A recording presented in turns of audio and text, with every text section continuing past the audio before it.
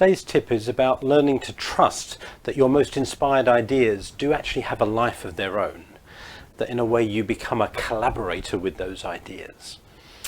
I've really learned this and experienced it and discovered this from really the work we were born to do idea, because I felt that was a really true and inspired idea for me.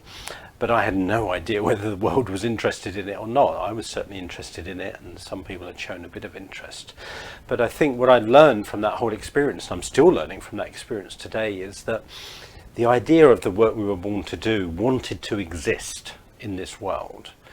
And I, however I did it, whether it was literally, metaphorically, spiritually, put my hand up and said, well, I'll make that idea exist in this world. And as I started talking about it, and as I started writing about it, and then as I wrote a book and that book came out into the world, it has had a life of its own. How that's worked, I can't tell you the dynamics of that.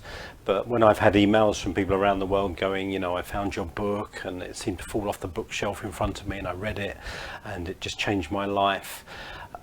You know, to me, well, you know, it's awe-inspiring that happens, but it almost feels like my job was to bring that idea out into the world, was to be a steward for that idea, and I'm still a steward for that idea even today.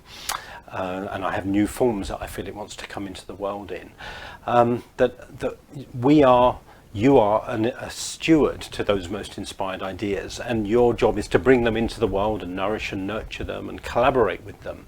And they want to exist, and they'll find their own place in the world. They're almost like children that we have to parent and put out into the world, and then they'll have their own life. So have a think today about which of your most inspired ideas do you need to parent and help get out into the world, that will have their own life and will make their own connections and find their place in the world if you're the steward and the parent to bring them into the world.